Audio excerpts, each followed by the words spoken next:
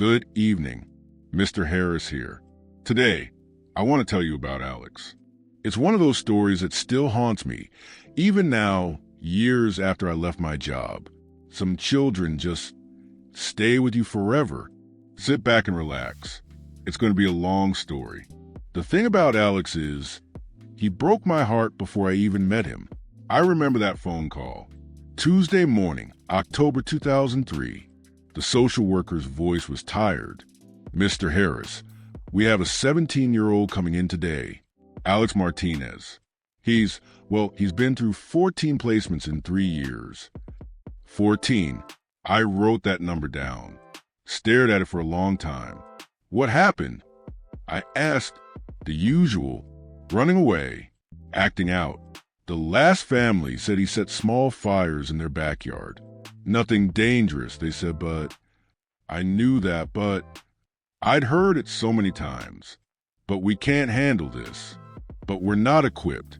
But we have our own children to think about. When's he arriving? Around 3. I hung up and looked out my office window. The group home sat on Maple Street, a 2-story house that looked like every other house on the block. White picket fence, small front yard, 6 bedrooms for 6 kids who had nowhere else to go. I'd been running this place for 12 years by then. Seen maybe 200 kids come and go. Some stayed a few weeks, some a few years. But 14 placements? That was different. I called a house meeting for 2 o'clock. The 5 kids we had then gathered in the living room. Sarah, our 15-year-old who still flinched when people moved too fast. Miguel, 13, who hadn't spoken his first word to us until month 3. Jenny, 16, pregnant and scared. Marcus, 14, angry at the world. And little Danny, just 11, whose mother had simply disappeared one day. We're getting a new housemate today. I told him. His name is Alex. He's 17. He's had a tough time finding the right place to land. Sarah raised her hand. She always raised her hand, even for casual conversations. Is he violent? No more than any of you, I said. They laughed a little. They knew their own stories. Will he stay? Miguel asked quietly. It was a question they all wanted to ask, but rarely did. I don't know, but we're going to try our best to make him feel welcome. At 3:15, the blue sedan pulled up. I watched from the front window. The social worker got out first. Then the passenger door opened. Alex Martinez was tall, maybe 6'2", thin in that way that made you think he'd grown too fast and hadn't quite caught up with himself yet. Dark hair that needed cutting. Wearing a black hoodie despite the warm October day. He had one bag, a green duffel bag that looked like it had seen better decades. But it was his eyes that got me. Even from the window, I could see them, old eyes in a young face. Eyes that had seen too much and expected nothing good. He stood by the car for a long moment, looking at our house, looking at the other houses on the street, looking like he was calculating how far he could run before anyone caught him. The social worker, Mrs. Chun, was talking to him, pointing at the front door. Alex shook his head. She pointed again. He shrugged and picked up his bag. I opened the door before they could knock. Alex, I said, I'm Mr. Harris. Welcome. He looked at me for maybe 2 seconds, then passed me into the house, then back at Mrs. Chun. How long? He asked. What? Mrs. Chun seemed confused. How long before I'm out of here? What's the record for this place? Mrs. Chun looked embarrassed. Alex, No, it's a fair question, I said. The shortest stay we've had was 3 days. Kid decided this wasn't for him. Longest was 4 years. Tommy graduated high school from here. Alex nodded like this was useful information. An average, about 8 months. He was doing math in his head. I could see it, figuring out if it was worth unpacking his bag. Can I see my room? He asked. I led him upstairs. The other kids watched from the living room. I'd asked them to give us space, but kids are curious, especially about the new kid who might become competition or friend or enemy. Alex's room was small but clean. Single bed, desk, dresser, window that looked out at the backyard where Miguel was always working on his bike. Alex set his bag on the bed, didn't unzip it. Rules, he asked. I told him the basics.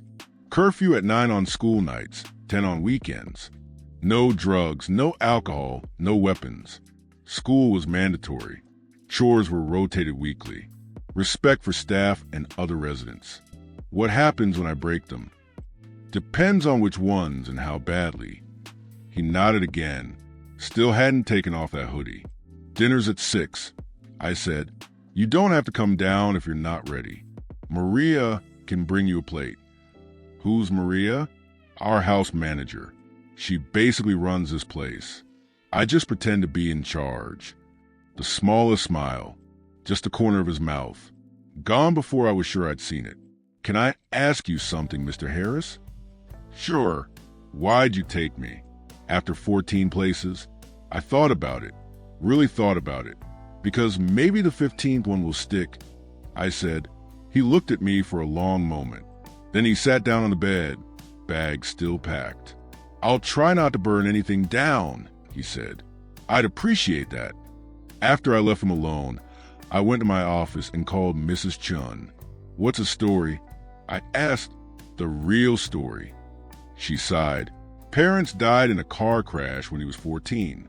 Drunk driver hit them head on. Alex was supposed to be in the car, but got detention that day for talking back to the teacher. Jesus went to live with his aunt first. That lasted 6 months until her boyfriend decided he didn't like sharing space with a grieving teenager. Then his uncle in Phoenix. Uncle remarried. New wife had kids of her own. No room for Alex. And the other 12 placements? Foster families mostly. He's not violent, Mr. Harris. He's just lost. And every time he starts to attach somewhere, something happens. Family moves. Family has a baby and needs a space. Family decides fostering isn't for them. The fires, small ones, in trash cans, never hurt anyone. The psychologist thinks it's about control. His parents died in flames. Maybe he's trying to master fire instead of being afraid of it. After I hung up, I sat in my office for a long time, thinking about a 14-year-old boy who missed dying because he got detention, thinking about how guilt like that could eat you alive. At 6 o'clock, Alex came down for dinner. He ate quietly, answered questions with 1 or 2 words. Sarah asked if he liked video games. Some. Jenny asked where he was from originally. Colorado. Marcus asked if he'd ever been arrested. No. After dinner, he helped clear the table without being asked. Then he went back upstairs. I found him later, around 8, sitting by his window, bag still packed. You can unpack, I said, even if you don't stay long. What if I want to leave tomorrow? Then you pack it back up. He considered this. You're not going to tell me I have to stay? That this is my last chance? That I need to make this work? No. You're 17 years old. You've been making your own decision for a while now, sounds like. Most places have a speech about giving a real try. Most places probably want you to succeed, so they feel good about themselves. I want you to succeed because you deserve a place that feels like home. He was quiet for a long time. Finally, he unzipped the bag. It didn't have much in it. Some clothes, a book about astronomy, a small framed photo that he set on the desk, face down. Thank you, he said. I left him alone to settle in. But I couldn't stop thinking about that photo, lying face down on the desk. Some things are too hard to look at, even when you love them, especially when you love them. The first week with Alex was like watching someone live in a hotel. He unpacked, yes, but carefully. Everything folded just so, like he could repack in 5 minutes if needed. He ate with us, did his chores, went to school, but he moved through our house like he was visiting. The other kids noticed. He's weird, Marcus said one afternoon. We were in the kitchen. Alex was upstairs doing homework. Doesn't really talk to anyone. He talks, I said, just not much. Yesterday I asked him if he wanted to watch TV with us, Sarah added. He said maybe later and went to his room. Give him time. But I was worried too. Alex was polite, almost perfectly polite. Please and thank you and excuse me, like he was following a script for how to be a good house guest. The real test came on Friday night. Miguel had saved up for weeks to buy a new part for his bike, some special gear thing that he'd been talking about for months. He kept it in a box under his bed. Friday after school, the box was empty. Miguel came downstairs crying. Real tears, the kind that make your chest hurt to see. Someone took it. He said, "My gear, it's gone." The other kids gathered around. This was serious. We didn't steal from each other. That was the one rule that mattered most. Are you sure you didn't move it? I asked. Miguel shook his head. I checked everywhere. It was there this morning. I called a house meeting. Everyone sat in the living room. Alex came down last, hoodie up, hands in his pockets. Miguel's bike part is missing, I said. Anyone know anything about it? Silence. I'm not pointing fingers. Maybe someone borrowed it and forgot to ask. Maybe someone moved it by accident. But Miguel worked hard for that part, and he deserves to have it back. More silence. I looked around the room. Sarah was picking at her fingernails. Jenny was staring at the floor. Marcus looked angry, but Marcus always looked angry. Danny seemed confused, like he wasn't sure what was happening. And Alex was watching me, just watching, like he was curious to see what I'd do. Okay, I said, I'm going to step outside for 10 minutes. When I come back, I want that part to be back where it belongs. No questions asked, no consequences. I went to the kitchen, poured coffee I didn't want, waited. 15 minutes later, I heard footsteps on the stairs. Then Miguel's voice, "It's back. It's here." Relief. The part was in his room, on his desk. But I knew who'd taken it. And I knew Alex knew I knew. That night, I knocked on his door. "Come in." He was sitting at his desk, reading his astronomy book. The photo was still face down. "You didn't take that part," I said. He looked up. "No, but you know who did." "Maybe." I sat on his bed. "Want to tell me?" "Not really." "Want to tell me why not?" He closed the book.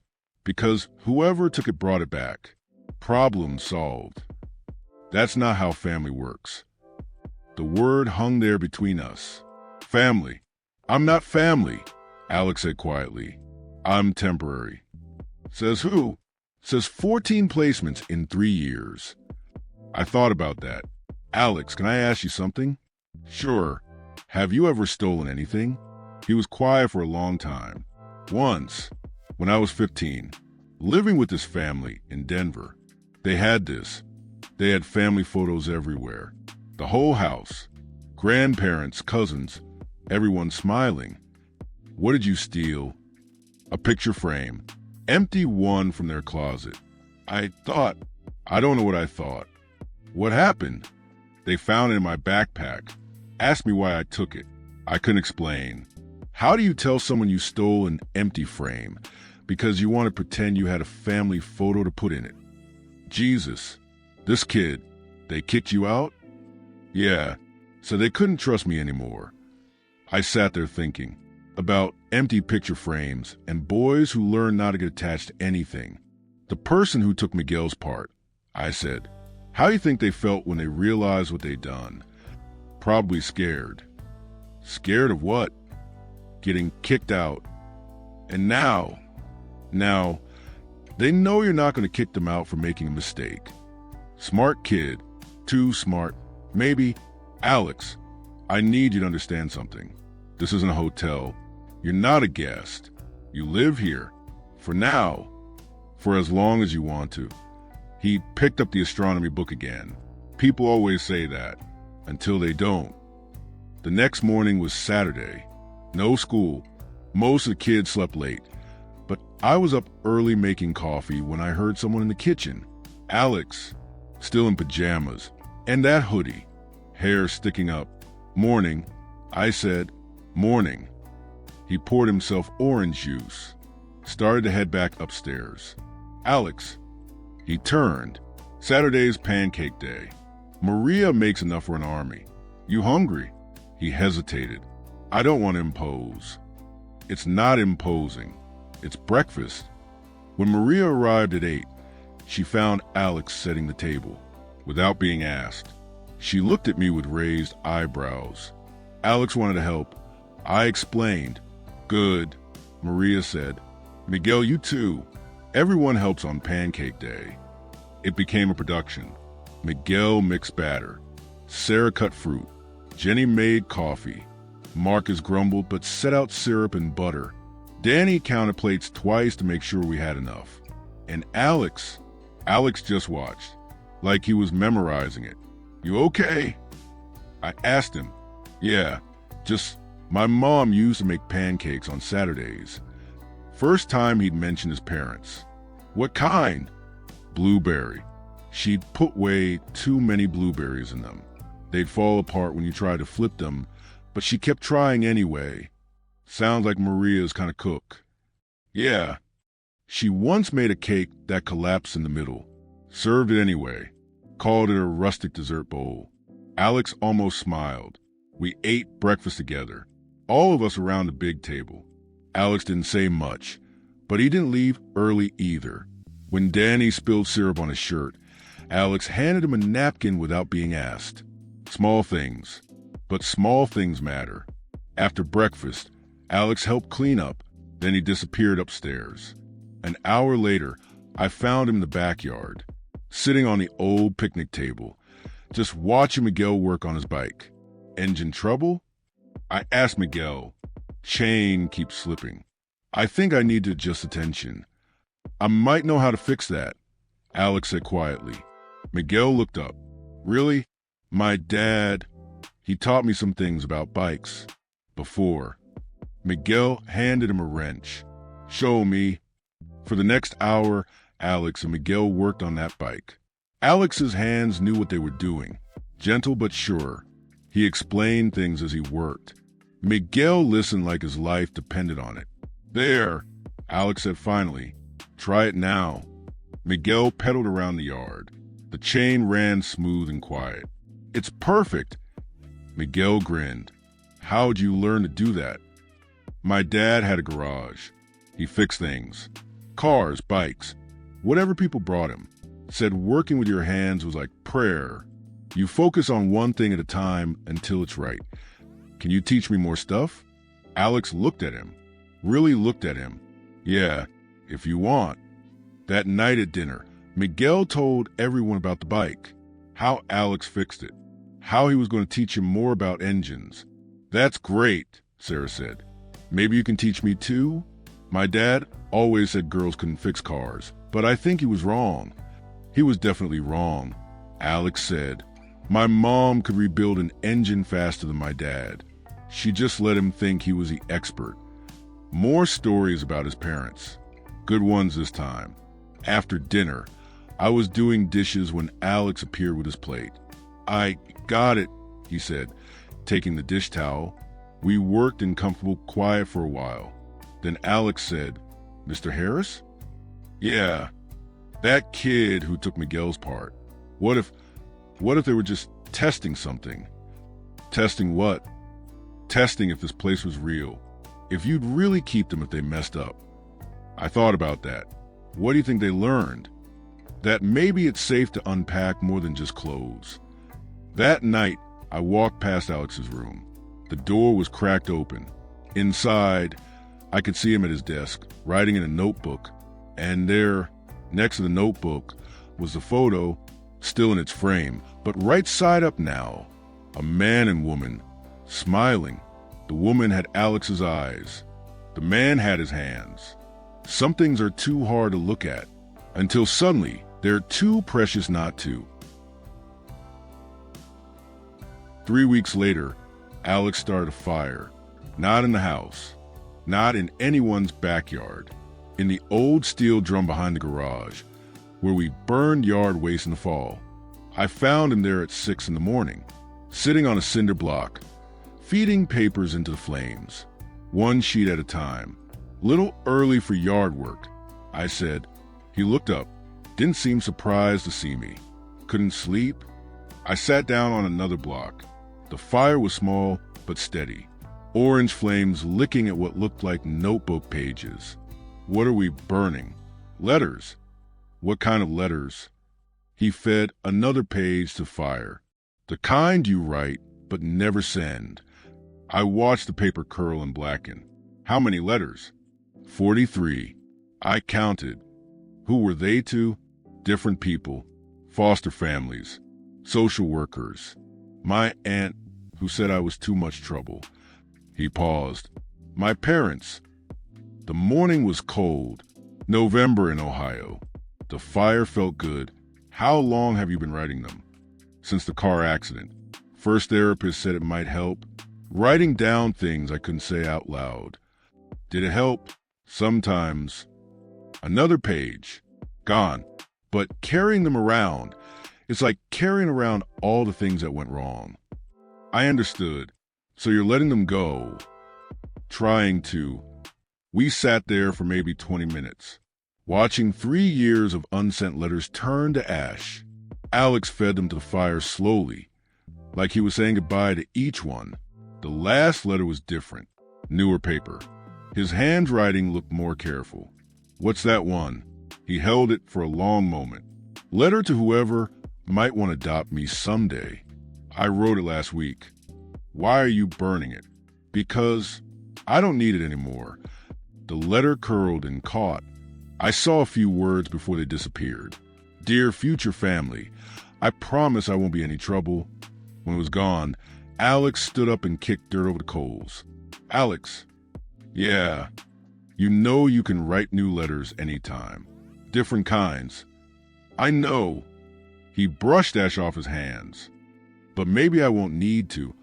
That afternoon, something shifted in the house. Alex started staying downstairs after dinner, watching TV with the others. Actually watching, not just sitting there. He helped Jenny with math homework, taught Marcus how to change a bicycle tire, listened to Sarah practice a speech for school, played card games with Danny. Small things, but small things add up. 2 weeks later, we got the call I'd been dreading. Mr. Harris? This is Janet Morrison from Children's Services. I'm calling about Alex Martinez. My stomach dropped. What about him? We have a family interested in adoption. The Hendersons. They've been approved for months, but they were very specific about wanting an older teenager, someone who could be more independent. I see. They'd like to meet Alex, see if it might be a good fit. After I hung up, I sat in my office for a long time, staring at Alex's file. 17 years old, would age out of the system in 8 months anyway. This could be everything he'd ever wanted. A real family, a real home. So why did it feel like losing him? I found Alex in the backyard, working on Miguel's bike again. The kid had become his shadow lately, always asking questions about engines and gears and how things worked. Alex, can I talk to you? He looked up, saw my face, set down his wrench. Inside, we went to my office. I closed the door. There's a family, I said. The Hendersons. They want to meet you. Alex went very still. Adoption? Yes. How old am I in their minds? They specifically want an older teenager, someone mature, independent. He nodded slowly. When? Saturday afternoon. They'd come here first, just to meet everyone, see the house, get a feel for things. And if they like me, then you'd visit them, maybe stay a weekend, see how it feels. Alex stared at his hands. What do you think I should do? The question caught me off guard. In all my years, kids had never asked my opinion about adoption. They either wanted it desperately or fought it completely. I think, I said carefully, that you should meet them, see what you think. But But what? I hear a but in your voice. Smart kid. Too smart. But I want you to know that you don't have to decide anything right away. And you don't have to say yes just because they want you.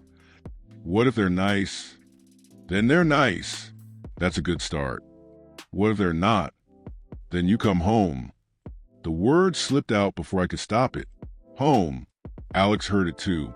This isn't my home, Mr. Harris. It's a group home. Same thing, sometimes. No, it's not. He was quiet for a moment, but I think I want to be. Saturday came too fast. The Hendersons arrived at 2 o'clock. Rick and Susan, mid-40s. Nice car, nice clothes, nice smiles. Rick taught high school history. Susan worked part-time as a nurse. They'd been trying to adopt for 3 years. We want to give an older child a chance, Susan explained. Someone who might be overlooked because they're not a baby or toddler. Noble, good intentions. Alex came downstairs wearing clean jeans and a button-down shirt I'd never seen before. His hair was combed. No hoodie. Alex, I said, this is Rick and Susan Henderson. Handshakes. Polite conversation. They asked about school, about his interests, about his plans after graduation. Alex answered everything perfectly. Polite, articulate, like he was interviewing for a job. Do you have any questions for us?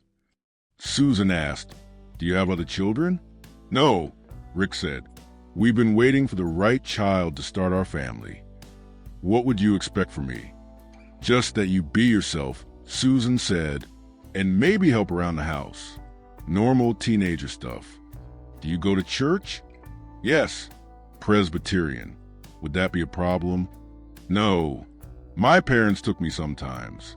I like the music. Safe answers. All of them. After an hour, the Hendersons asked to speak with me privately. We went to my office. He's wonderful, Susan said immediately. So mature. So well-mannered. Very impressive, Rick agreed. You've done great work with him. Alex has done the work, I said. We just provided the space. We'd love to have him visit next weekend. See our house. Meet our extended family. I'll ask him. Mr. Harris, Susan said, can I ask you something? Of course. Does he ever act out? We've read his file. All those placements. We want to be prepared. Alex has never been violent, never been destructive. He's a good kid who's been through a lot of loss. But the fires, small ones, and not recently. We just want to understand what we're getting into. Getting into, like Alex was a business transaction. After they left, I found Alex in his room, sitting on his bed, staring at that photo of his parents. How do you think it went? I asked. Fine. They seem nice. They are nice. Yeah. He was quiet. Mr. Harris? Yeah. Do you think they really want me? Or do they just want the idea of me? What do you mean? They asked about my grades, my plans, my behavior. They didn't ask about my favorite movie or what makes me laugh or if I miss my parents. I sat down in his desk chair. What would you have told them? That I watch the same movie every time I'm sad. Apollo 13. Because it's about people who seem doomed but figure out how to get home anyway. And what makes you laugh? Miguel trying to explain bike gears to Danny. He uses his hands like he's conducting an orchestra. And your parents? Every day. Every single day. We sat there for a while. The room was getting dark. Alex turned on his desk lamp. They want me to visit next weekend, I said. I figured. Do you want to? He picked up the photo. Looked at it for a long time. I keep thinking about something my dad told me once. He said home isn't a place. It's people who love you even when you're difficult. That's a good definition. The Hendersons seem like they want easy. Like they want a teenager who won't cause problems or ask hard questions or wake up screaming sometimes. Do you wake up screaming? Not anymore. Not since I've been here. That hit me harder than I expected. Alex, you don't have to be perfect for them. Or for anyone. But I do, though. That's how adoption works, right? They choose you, which means they can also unchoose you. Not if it's real adoption. Legal adoption, that's permanent. Tell that to the kid I met in Denver. His adoptive parents gave him back after 6 months. Said it wasn't working out. Jesus, the system had failed this boy in ways I was still discovering. That won't happen to you. How do you know? Because you won't let it. You're stronger than you think. He set the photo back down. What if I don't want to visit them? Then you don't visit them. What if I want to stay here? Then you stay here. Until I age out? Until you decide you want something different. He was quiet for a long time. Outside, I could hear Miguel and Danny playing basketball. Sarah was practicing piano. Normal evening sounds. Mr. Harris? Yeah. Can I ask you something crazy? Sure. What if I don't want to be adopted? What if I just want to finish high school here and then figure out what comes next? That's not crazy at all.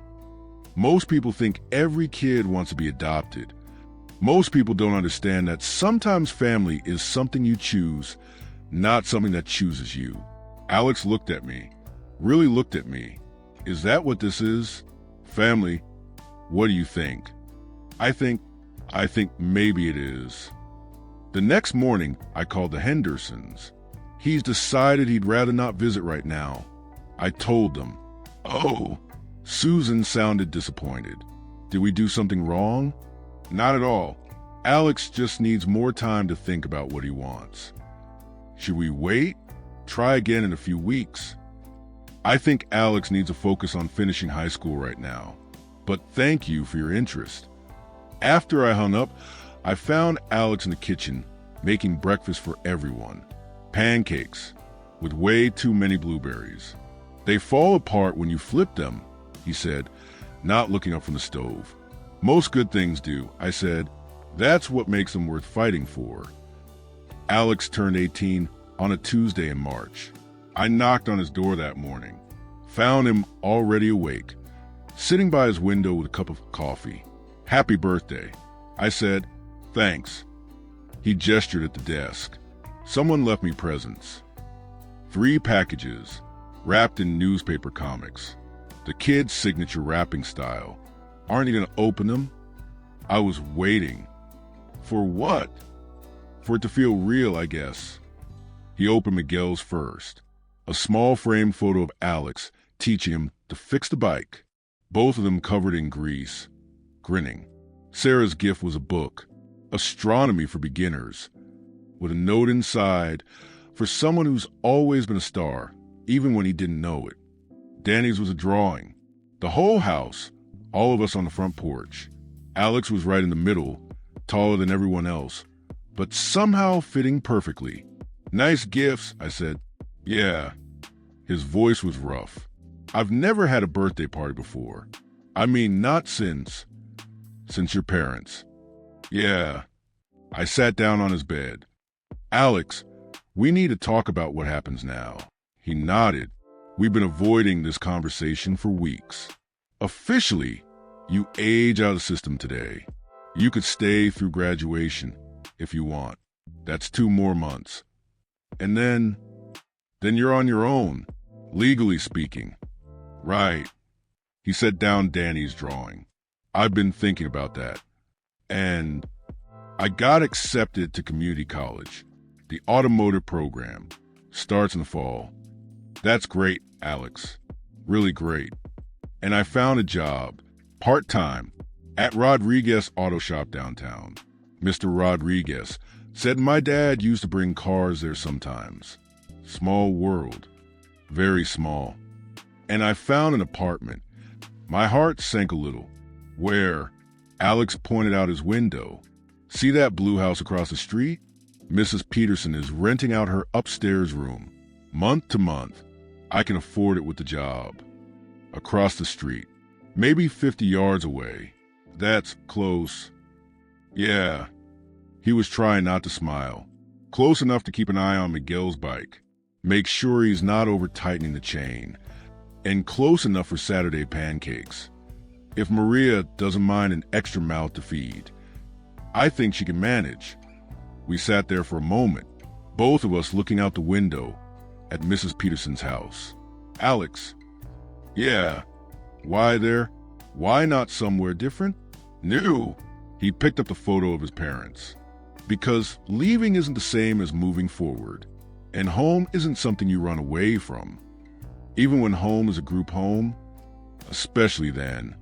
That afternoon, we had cake, chocolate with vanilla frosting. Alex blew out 18 candles while everyone sang. Maria cried a little. She always cried at birthdays. The next 2 months passed quickly. Alex finished senior year. Straight A's. The guidance counselor said colleges would line up to take him. Community colleges, fine, Alex told her. I want to learn how to fix things. Graduation was on a Thursday. We all went, sat in the bleachers like any other family, cheered when they called his name. Alex Martinez, high school graduate. After the ceremony, Alex found us in the parking lot. Congratulations, I said. Thanks. He was still wearing his cap and gown. Mr. Harris? Yeah. I need to tell you something. Okay. That first night, when you asked why I broke all those rules at other places, I never answered honestly. What's the honest answer? I broke rules because I wanted them to send me away before I started to care, before it hurt to leave. And here I stopped breaking rules because I realized something. What? Sometimes the best way to protect yourself isn't to leave first. Sometimes it's to decide to stay. Moving day was weird. Alex didn't have much more than when he'd arrived. Clothes, books, the framed photo. But somehow it took 3 trips to get everything across the street. The other kids helped. Miguel insisted on carrying the bike tools personally. Sarah wrapped Alex's astronomy books like they were made of glass. Jenny made him a care package of snacks. Marcus pretended he wasn't sad, but hugged Alex longer than usual.